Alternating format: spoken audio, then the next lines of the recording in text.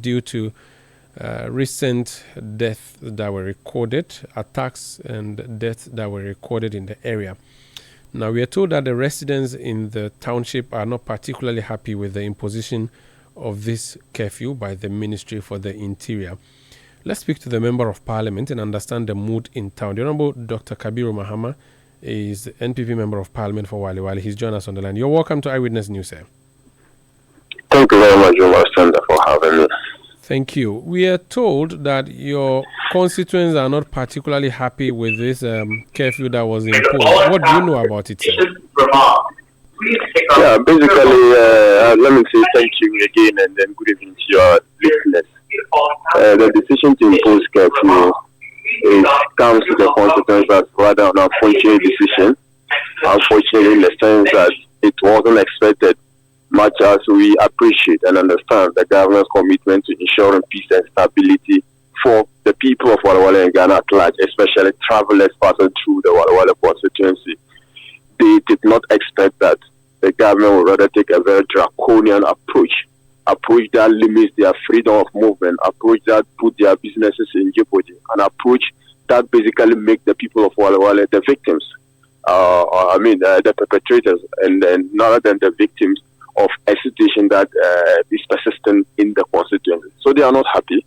I'm particularly not also happy, and I feel like government could have addressed this issue differently, or could have used different approaches to ensuring that travelers are safe, innocent loss of life or loss of innocent lives would be curtailed, and to ensuring that we have a lasting peace in Boku and in other places that we have the consequential effect of that underlying issue.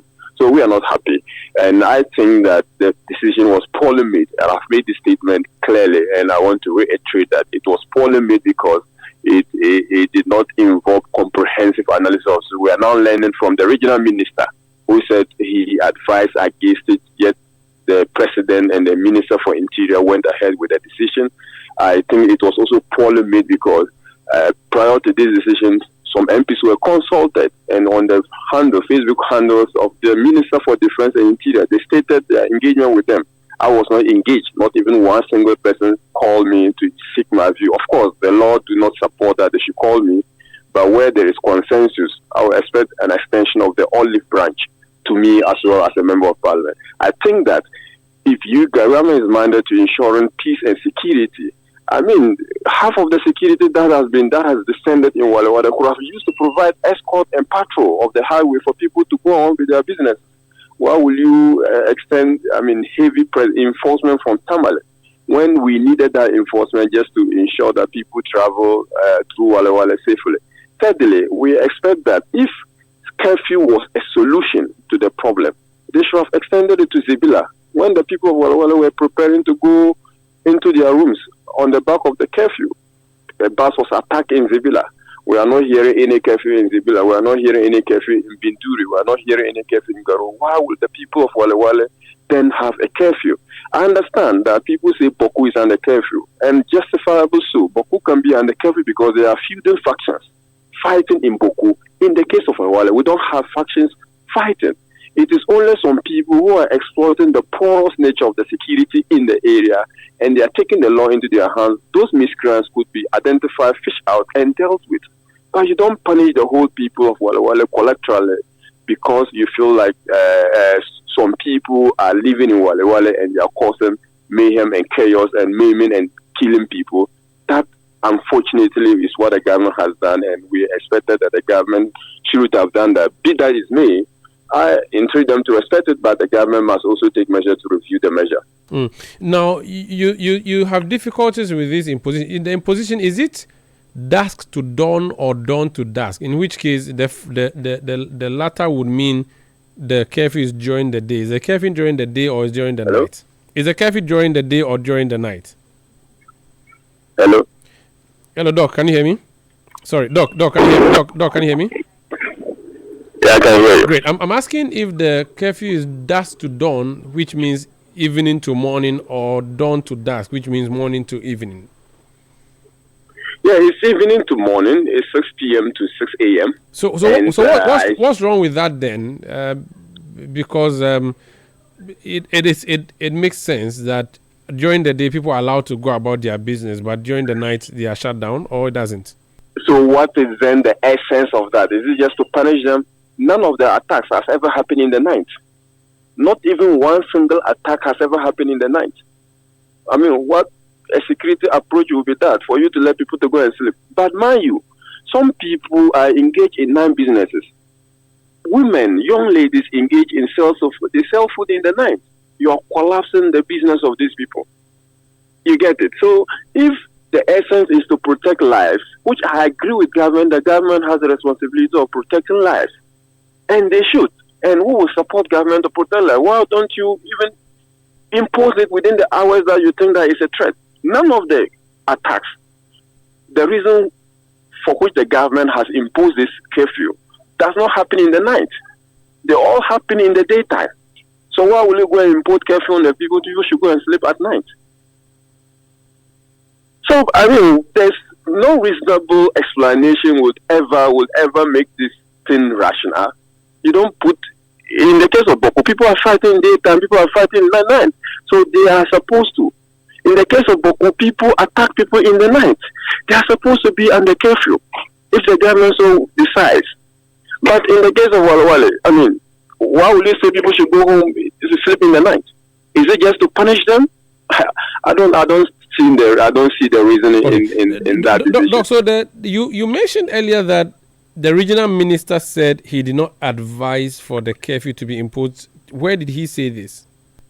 At the Chief Palace. You recall that at the Chief Palace, when the people had planned the demonstration to express their dissatisfaction with the decision by the government, the minister was called. And at the meeting, and I never had the details until the reporter for Asasi Radio was called, and I was on the line, and he explained that when the minister was called, this was what he said, and that he had a call from the president, to the extent that the president will call the regional minister to impose curfew. When the curfew was supposed to be buttoned up, the regional security council, the district security council should have been advising the need for you to impose curfew, not for you to go and impose curfew from the top. Even though the Public Order Act allows the Minister for Interior to do that, but you have to take advice from them. Doc, I know Walewale and how important that route is. It is a major route to our northern neighbors. If you're going up to Burkina Faso or Bolga and all of that, you have to go through them. Does it then mean that there's no movement of vehicles through the township at night, or if you're an international traveler or intercity traveler, you are allowed to go through? It's only community members who are not allowed to go out. What basically means is that if an area is under the state of emergency, there's going to be restriction within the period stated. There's going to be restriction of movement of people, goods, and services until such time that it's over. The military may decide, the security service may decide to say, okay, these are passengers traveling. We'll make sure that we'll escort them through the night. But what it means is that no one can move through Walewale through that period, unless, of course, they make exceptions for travelers to pass through in the night under the security escort. Okay, what would be your alternative solution if this curfew is not the right solution? What do you think would have been the better solution? I have actually advocated that half of the security that is in Walewale could be used to enforce, patrol, and escort. Half of them, not even all of those people who are in Walewale shooting and maiming people. Half of the people. That is one of the solutions I think we could use to address this issue. Again, I think that the government has to, and the security services have to enhance surveillance and intelligence gathering. We agree. I mean, people use the poor security to perpetrate this havoc, to kill innocent people. To kill innocent people have been killed in Walewale, innocent people have been killed in Zibla, innocent people have been killed in Biduri. That is not allowed. So when we enhance surveillance and intelligence, we can pick up those miscreants and then deal with them accordingly. That is another approach. But the most important thing is to address the underlying issue. The underlying issue in Boku, and that has to do with chieftaincy issue in Boku between two feuding ruling families. One belonging to the Kusasi family and one belonging to the Mampose family. This is the real cause of the issue, and if that is addressed, I'm sure it will have peace in the areas that are contingent to this matter. Thank you so much for speaking to us, Doc. We also understand that you're part of the team that has gone to support the former vice president for that lecture. I don't know if you can just give us quick highlights of what he's been doing and what he's been about before you take leave of us. Yeah, basically the vice president had invitation from the African Club of Harvard and the Harvard Business School to deliver a lecture on economic transformation in Africa, Ghana, a case study through digitalization.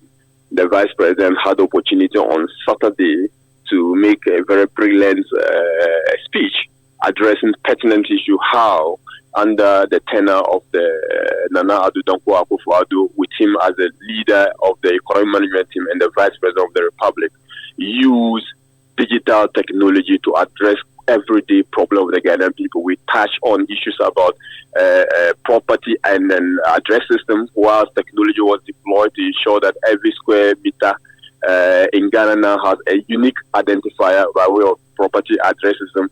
Every Ghanaian can now be uniquely identified. The vice president also highlighted the initiatives such as the Goals for Oil program, and he actually noted in response to a question by one of the students that his biggest regret is that he wish he had thought about the idea of Goals for Oil earlier in their tenure. Maybe it would have been able to address the problems we have, many of the problems, especially on those that made us to go to the IMF. And also, he also reiterated that currently the African Development Bank is actually asking us to back our currency with gold or other minerals. And that Gold for Oil program and the gold purchase program by the Bank of Ghana is one of such initiatives that he believes that it will help the country in the long run. Okay. So the vice president was basically speaking to these issues, drone system and then the record system for hospital. So basically that was what happened, and I think it was a very good lecture. Okay. It was admired by students from of various African descent. Thank you so much for speaking to us, sir. Thank you very much, Omar. That's Honorable Dr. Kabiru Mahama. He is NPP Member of Parliament for Walewale, speaking to us from the United States of America, where he is supporting former Vice President Dr. Mahmoud